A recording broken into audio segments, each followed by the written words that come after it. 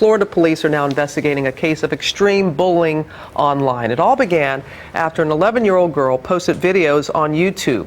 Her family says they sparked a nightmare of pranks and death threats. Police are now looking into what they say could amount to a cyber stalking case. Andrea Canning spoke with the family in a GMA exclusive.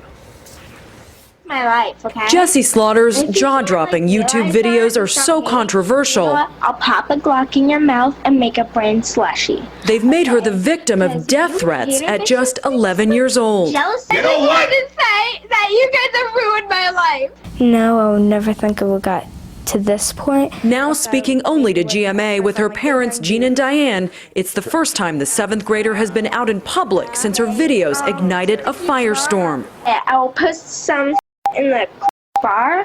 Why so much profanity in the videos? It's just, I had no words running through my mind. It was all done live, and that was just a way to get out my anger. Slaughter says she turned her webcam into a weapon in retaliation over online postings about her alleged sexual history. And if you guys consider and freaking label me, then you guys are the actual posers, and I'm not a poser. Not helping matters, her father joined in with a tirade of his own. This is from her father. You bunch of lying, no good punks. And I know who it's coming from because I backtraced it. As a father, I was just trying to support my daughter and get people to stop hating. Their retaliation, now seen by more than 1 million viewers, only made the taunting worse, taking cyberbullying to a whole new level. When this first started, we were very afraid. I've been getting a lot of death threats. Online people accused me of molesting my daughter. Slaughter says she was sent to a mental health facility after the authorities believed she might be suicidal. She says she isn't, but can see how a tween could be pushed over the edge. I think that it's completely wrong that people would taunt somebody to some degree that they would actually kill themselves over it. And that's actually completely wrong, and whoever is doing it should be locked away for a really long time over it. Now Jessi Slaughter, which is actually her screen name, is about to enter counseling. But these viral videos may just end up haunting her forever. For Good Morning America, Andrea Canning, ABC News, Palm Coast, Florida. And again, she was using her screen name, not her real name. Joining us now to talk about what parents and families can do to deal with extreme cyberbullying, we have our internet security expert, Perry Aftap, joining us from, looks like you're in San Francisco this morning. Good to see you, Perry. And family therapist. I am always good to see you too. Great. And family therapist Terry Real is here with us in the studio. Where do we begin? Oh man, what a case. What a case. It's just amazing. And Perry, I know that you have spent a lot of time looking into this, but this just seems so out of control.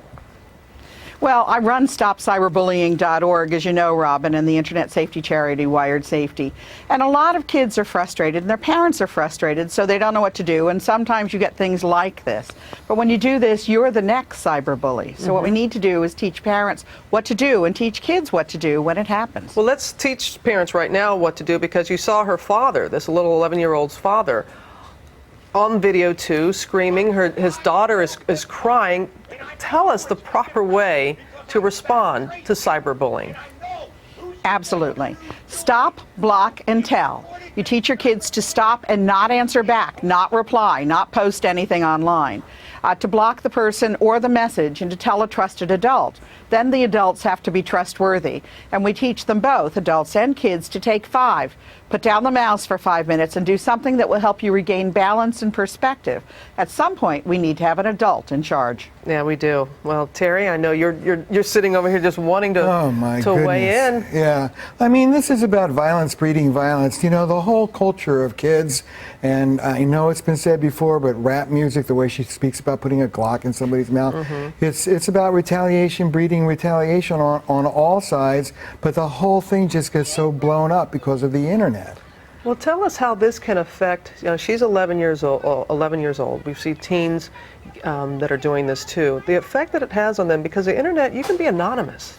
That's the go point. After people. You know, it's a double-edged sword, because the victim has no privacy and the bully can be anonymous. So it blows up on both sides. You have kids posting things on Facebook that they shouldn't be posting, and then you have thousands of people responding. Just the sheer weight of the number is a trauma to the kid. We heard at the end of Andrea's piece that this young girl is going to get some counseling, which is good to hear. What advice do you have for her and her parents? Well, first of all, prevention is worth a pound of cure.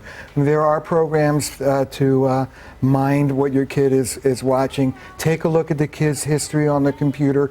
Talk to your child about it.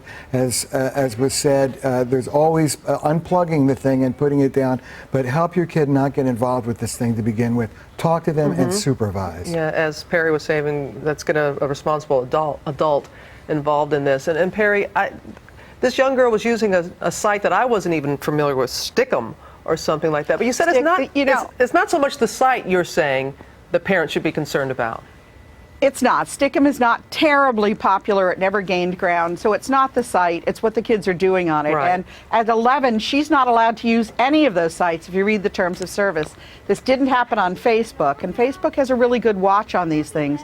What you need to do is when it happens, parents need to report it to law enforcement. If they're threats, they need to report it to the site. And if they need help, they need to come to wiredsafety.org, where my volunteers can help them handle what's going on. But bottom line, don't overreact. Don't try to take it into your own hands, and make sure you know what your kids are doing online and how to make sure they're a little safer. No, you are doing such phenomenal work as always, Perry. Thank you. And Terry, what's your bottom line? Bottom line is, I'm great. It's great that this kid is getting some counseling.